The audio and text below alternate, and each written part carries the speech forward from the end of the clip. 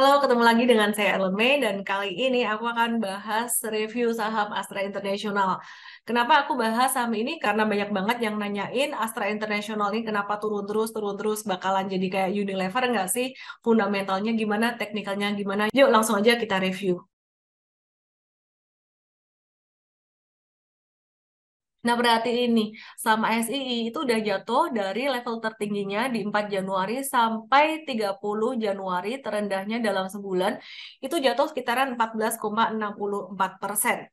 Sementara itu kalau kita lihat dari grafik bulanannya pada bulan April 2022 itu tertingginya dalam setahun terakhir ini dan udah jatuh sekitaran 35% sampai bulan Januari 2024. Nah, kalau kita lihat lebih jauh lagi, Astra pernah mencapai level tertinggi di Maret 2017 dan sampai saat ini jatuhnya sekitaran 47 persenan. Jadi kesimpulannya kalau kamu investasi saham Astra International ini dari tahun 2017 sampai sekarang, kamu bakalan masih mengalami kerugian. Tapi lain halnya kalau kamu beli saham ASI ini dari bulan Maret 2020 pada masa pandemi sampai sekarang kamu masih cuan sekitaran 53 persenan. Nah, kesimpulannya sih sebenarnya investasi itu untung atau enggak itu bukan melulu berdasarkan fundamental perusahaan aja, tapi juga berdasar timing. Timing kalau dalam investasi jangka panjang itu dilihat dari valuasi dan juga dilihat dari teknikal atau chartnya. Banyak yang mempertanyakan apakah saham ASI ini akan lanjut turun atau dia akan bisa mengalami reversal dan apakah sekarang ini momen yang tepat kalau kita mau masuk atau mau nyerok gitu. Sebelum saya jawab pertanyaan ini, kita lihat dulu kondisi fundamental dan teknikalnya ya. Apa yang bikin saham ASI ini turun? Kita lihat dulu laporan keuangannya di kuartal ketiga tahun 2023. Ini gimana? Astra International ini mencatatkan pendapatan sebesar 240,9 triliun di kuartal 3 2023. Artinya naik 8,8% di periode yang sama tahun lalu, kuartal 3 tahun 2022, yang waktu itu cuma sebesar 221,3 triliun. Jadi dari 221,3 triliun naik jadi 240,9 triliun, di mana ini merupakan satu hal yang bagus.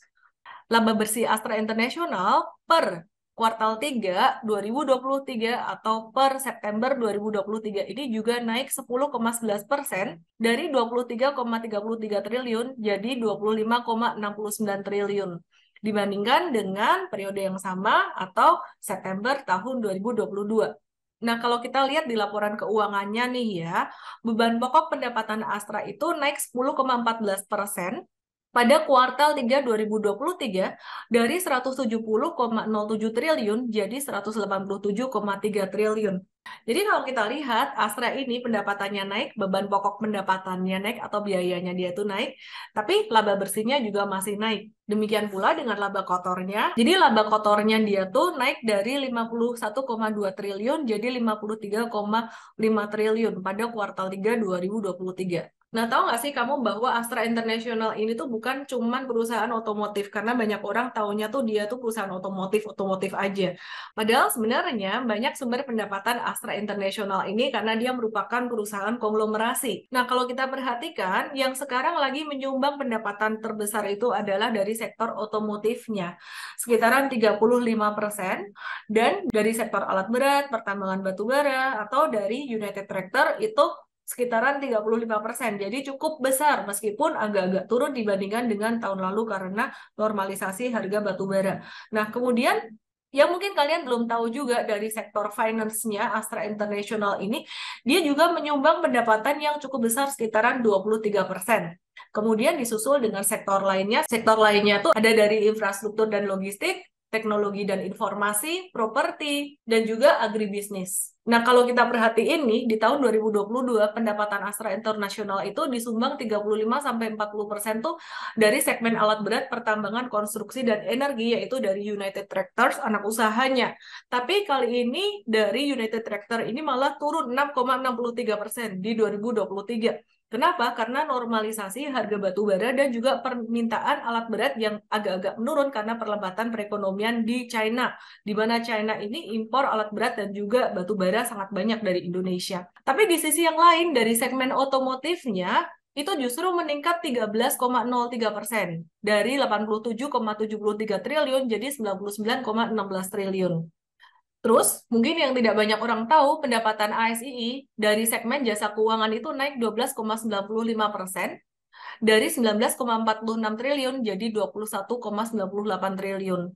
Nah, yang turun apa aja nih? Yang turun tuh bukan cuma dari sektor pertambangan, alat berat, dan konstruksi atau dari United Tractor aja, tapi dari sektor agriculture-nya atau dari Astra Agro Lestari, anak usahanya, itu juga turun 5,08%. Jadi kalau kita perhatikan di sini, ini ada yang naik dan ada yang turun. Terus kalau dari segmen yang lainnya, yang menyumbang sekitaran 7% dari total pendapatan, itu dari segmen infrastruktur dan logistik naik 16,61%, dari teknologi informasi naik tipis 1,46%, kemudian dari sektor properti itu turun 23,14%, tapi angkanya nggak signifikan, hanya sekitaran 808 miliar jadi 621 miliar, dibandingkan dengan pendapatan dari sektor otomotif dan juga dari alat berat dan pertambangan, yang nilainya tuh bisa mencapai 91 sampai 99 triliunan gitu.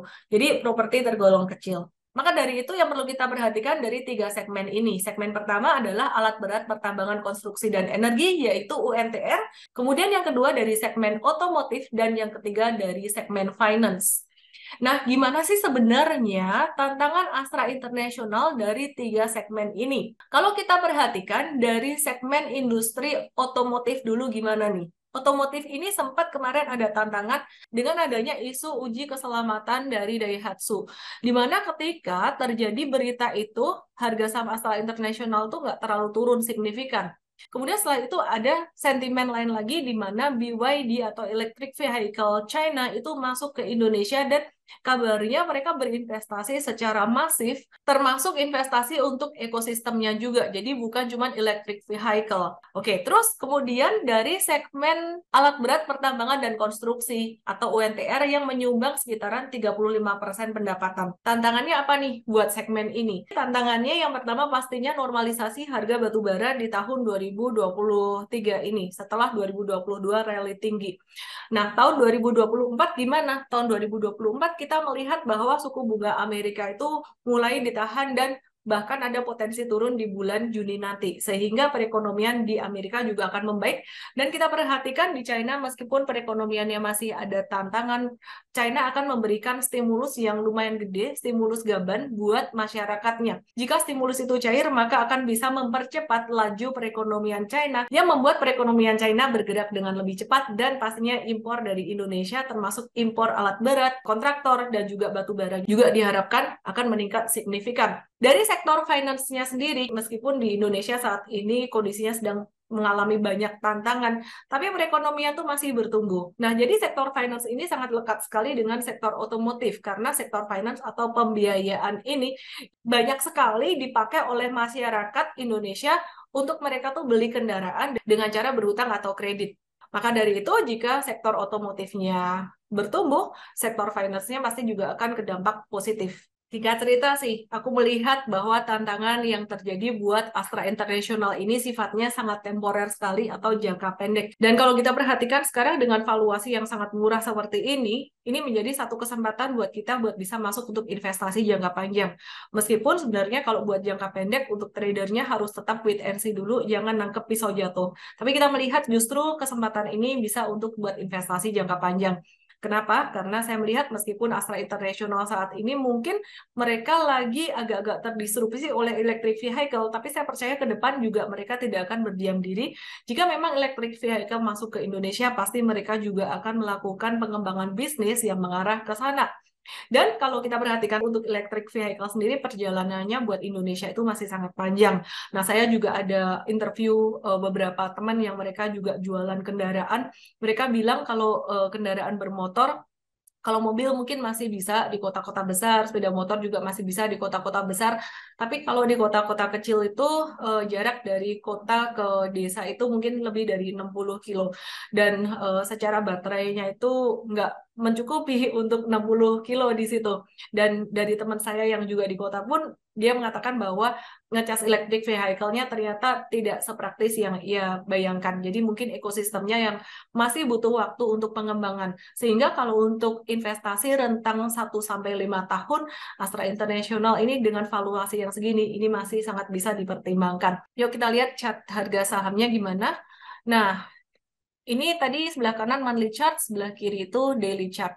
Jadi kalau di daily chart sebenarnya sekarang Astra International itu udah mulai agak-agak tertahan di area supportnya 4860.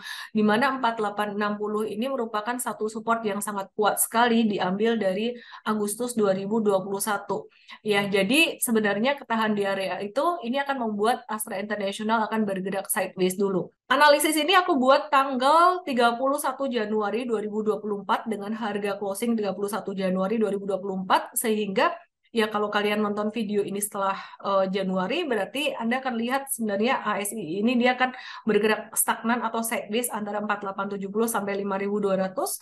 Buat kalian yang masih pemula bisa nonton update aku secara real time di IG Live tiap Senin sampai Jumat, kadang Senin sampai Kamis aja.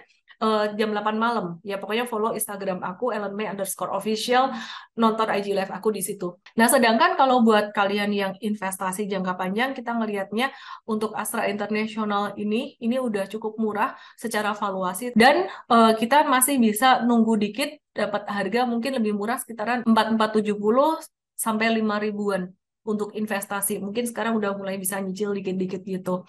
Jadi secara timing untuk investasi udah cukup murah, tapi belinya jangan langsung hajar semua gitu.